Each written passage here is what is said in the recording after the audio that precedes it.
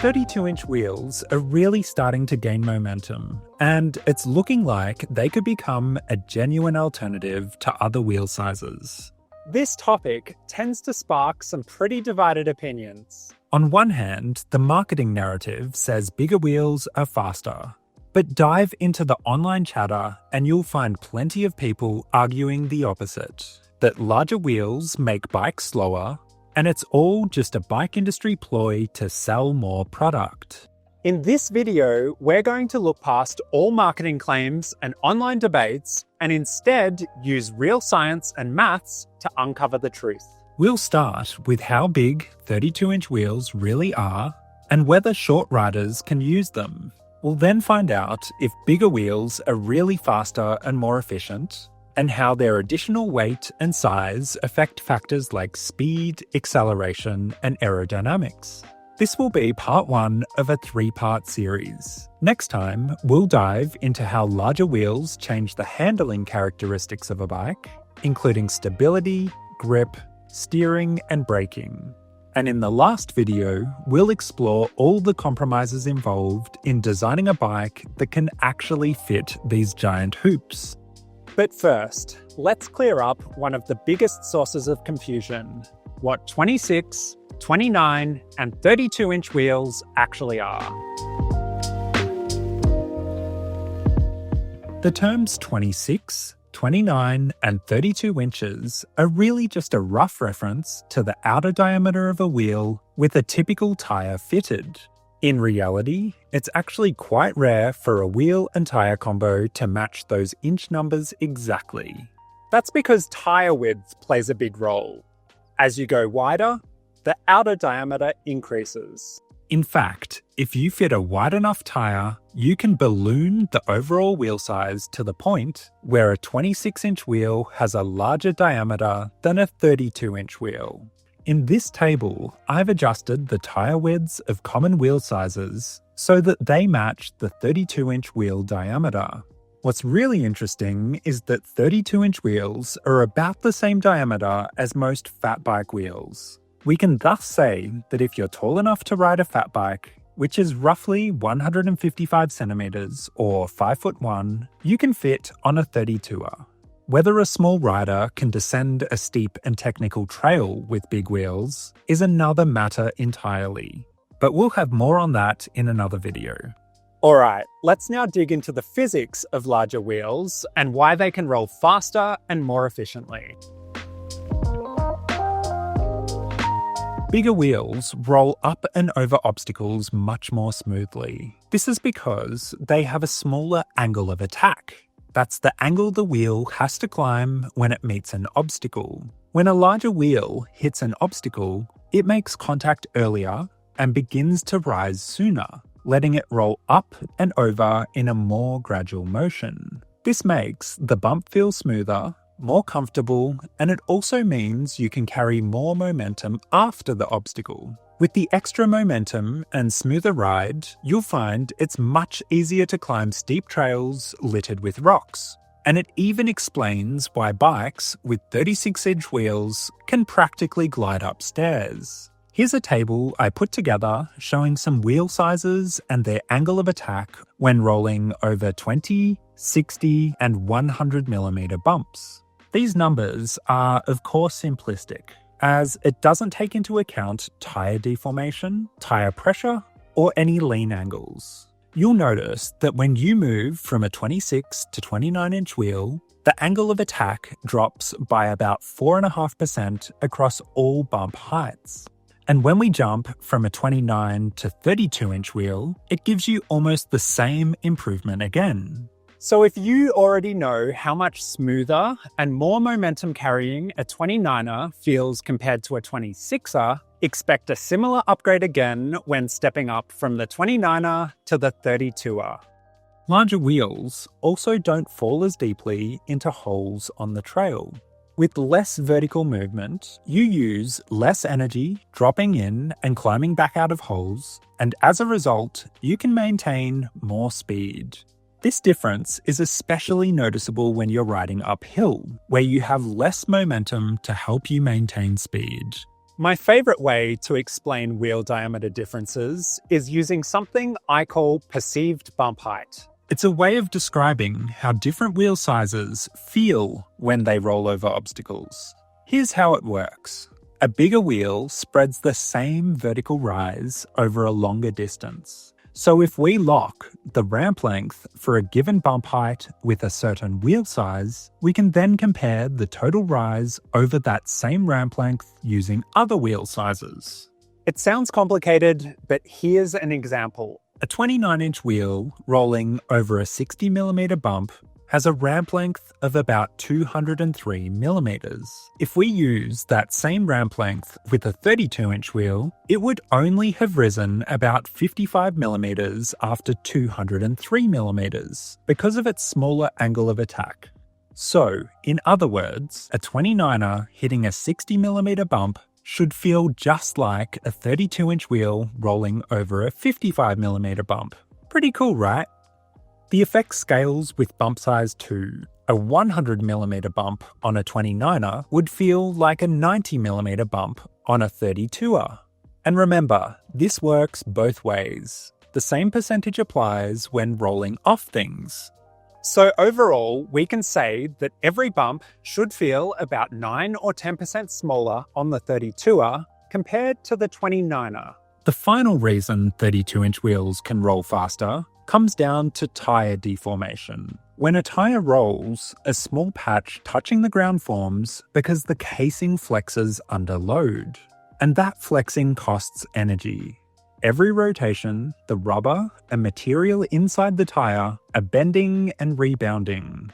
With a larger wheel, the tyre's curve is slightly flatter where it meets the ground. That spreads the flex over a longer section of the tyre, so it deforms more gradually and loses less energy as it rolls. We'll drill more into the details of this in part 2.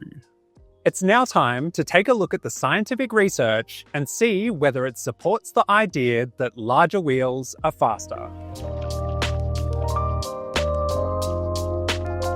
We'll start with a simple lab test. German tyre company Schwalbe used a steel drum to understand how rolling resistance changes when you use the same tyre model and width, but on different rim diameters. Their general findings were that rolling resistance consistently decreases as the wheel diameter increases. In fact, a 29-inch wheel was found to have around 40% less rolling resistance than a 16-inch wheel, which is a huge difference. However, the differences got much smaller when comparing diameters in the 26 to 29-inch range. These findings are interesting, but they need to be corroborated with outdoor testing as well. So Schwalbe approached the German Sport University in Cologne. This private study compared identical bikes fitted with 26 and 29-inch wheels using the same tyres. This is one of many tests from the last decade or two when we saw mountain bike wheel diameters increase from 26 to 29 inches. Researchers got riders to pedal bikes with both wheel sizes at 20 kilometers an hour on 3 different surfaces, and they found that the 29er consistently rolled with less resistance. The biggest difference showed up on asphalt and gravel at low tyre pressures. The 26er needed about 214 watts to travel at 20 kilometers per hour uphill, while the 29er only needed 206 watts, roughly 8 watts less, or about a 4% reduction in power. When they increased the air pressure, the gap shrank, but the 29er still came out ahead, about 4 to 6 watts less power required across all surfaces, which works out to a 2 to 3% improvement. In our next test, researchers from the University of Pretoria looked at how wheel size affects rolling resistance on different surfaces, using both hardtail and full suspension mountain bikes. On smooth bitumen, the researchers didn't find any real difference between 26 and 29-inch wheels. But once the surface got rougher, for example on grass or gravel, the 29er rolled quite a bit easier, showing around 12 to 15% less rolling resistance. The biggest difference showed up on the sand. Here, the 29er had around 20% less rolling resistance compared to the 26er. That makes sense. As a tyre rolls through sand, it's effectively climbing a small ramp of it the whole time. A larger wheel faces a shallower ramp angle, which means it takes less energy to keep it moving forward. The researchers also ran a second test. They had riders hit a 100mm obstacle at a set speed and measured how far the bikes rolled before coming to a complete stop. The 26er slowed down a lot more. It stopped 16% shorter than when there was no obstacle. In comparison, the 29er only stopped 7% shorter, which means the bigger wheels carried more momentum after the impact. And here's a neat detail. Rider weight actually makes a difference. If you weigh around 70 kilograms, the 26er stops about 12% shorter after hitting the bump. But if you're closer to 90 kilograms, that jumps to 20% shorter. So the takeaway is that the heavier you are, the more those bigger wheels might help you keep rolling through rough terrain. Let's now look at the studies that tested different wheel sizes on off-road cross-country courses. Researchers took 10 elite riders from the Swiss national cross-country team and had them do 6 laps on a simulated cross-country course. They completed 3 laps on the 26er and 3 on the 29er. Half the course was tight and technical, the kind of terrain you'd expect to favour a smaller wheel. The other half was made up of straights and rougher sections that should, in theory, suit a 29er. Now here's where it gets interesting. When the results came in, the 29ers were faster overall, averaging 304 seconds per lap, compared to 311 on the 26er. And that advantage even held in the tighter and more technical sections. What's really cool is that these time gains came without any increase in measured effort. The power output and heart rate were basically identical. So it appeared the larger wheels were simply more efficient, rolling faster for the same amount of work. In addition, most riders rated the 29ers as the better performers, especially when hitting obstacles. Another study from Southern Utah University found an even bigger difference on their 6.7 kilometre long cross-country course. Unlike the Swiss race pace trial, riders here were asked to maintain a steady, sub-maximal effort. At comparable work rates, the 29er delivered some clear advantages. The average speed was 7% faster, with a heart rate that was about 5% lower. On top of that, the total energy expenditure was 9% lower on the 29er compared to the 26er, with the biggest gains appearing on the climbs. Another study from Massey University had participants complete a lap of their test course at full race pace. The results showed that riders were slower on the 26er, finishing in 635 seconds, compared to 617 seconds on the 29er, a 3% faster time. This improvement came without any significant differences in power output or heart rate between the two setups. And finally, the only study I found that showed no statistically significant difference between wheel sizes was conducted by the University of Central Lancashire. In that experiment, 9 competitive male cyclists each completed a 3.5 kilometre trail loop as fast as possible, using bikes equipped with 26, 27.5 and 29-inch wheels.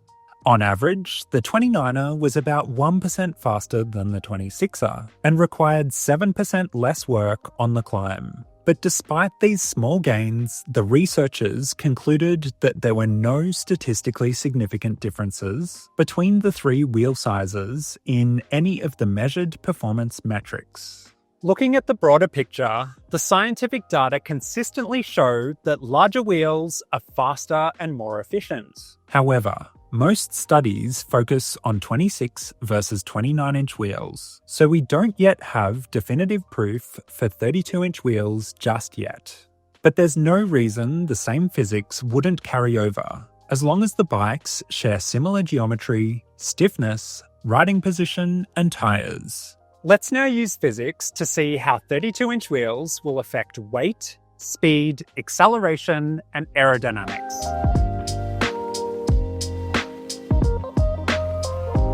I was actually quite surprised when I ran the numbers on how much weight you would add when you scale up to larger wheels. The tyres make up the biggest jump at about 91 grams each. Then you've got the rims, the larger rotors, the spokes, and just 6 grams for the slightly wider rear hub.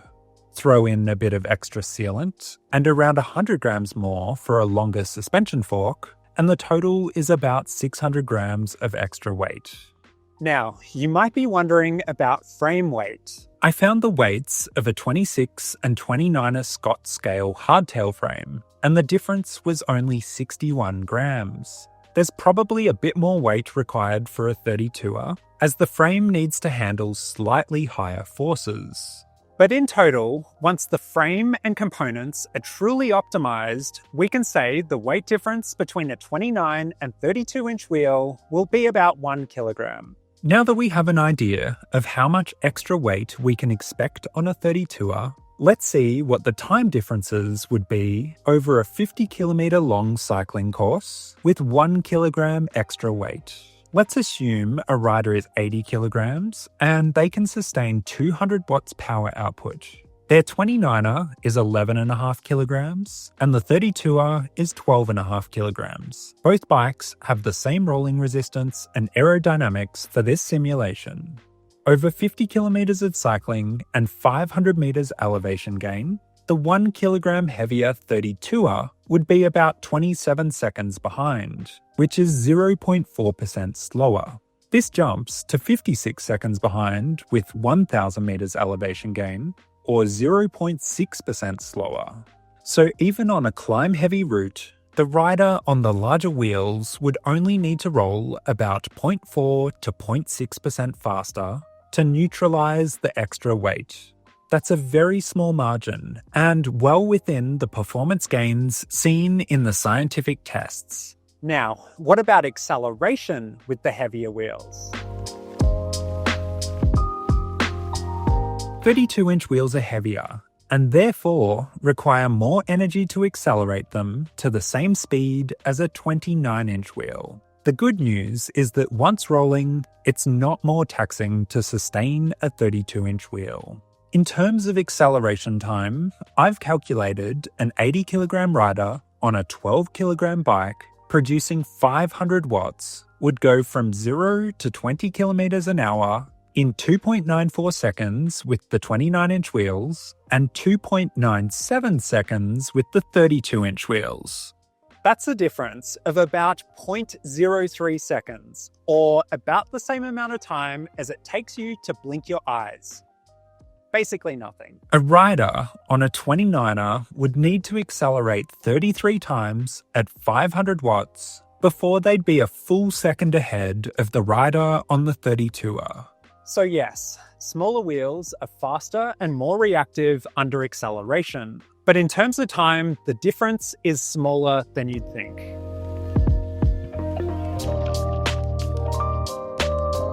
At higher speeds, wind resistance can be around 80% of the total resistance you're fighting.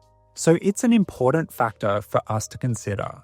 A 32-inch wheel adds about 9% more frontal area than a 29er, and the matching fork about 7%. But when you plug those numbers into the drag equation, with your body included, the effect is surprisingly small because your body makes up most of the total drag. Switching from 29 to 32-inch wheels could add around 5 watts of aero drag at 30 kilometers an hour, assuming your position and coefficient of drag don't change. And at typical mountain bike speeds, like 15 or 20 kilometers per hour, it's probably more like 1 or 1.5 watts. Not nothing, but it's small enough that it could be offset by other wheel advantages. In summary, the scientific research suggests less rolling resistance and higher efficiency for bigger wheels, especially on rougher surfaces. That means more speed for the same or less effort. Yes, bigger wheels are a bit heavier, slower to accelerate, and less aerodynamic, but in many cases, these factors can feasibly be offset by the lower rolling resistance. In the next episode, we'll investigate the handling characteristics of larger wheels, including how they affect balance, grip, steering, and braking. And in the last episode, we'll explore the compromises involved in designing a frame that can actually fit these giant hoops. I'll see you guys soon.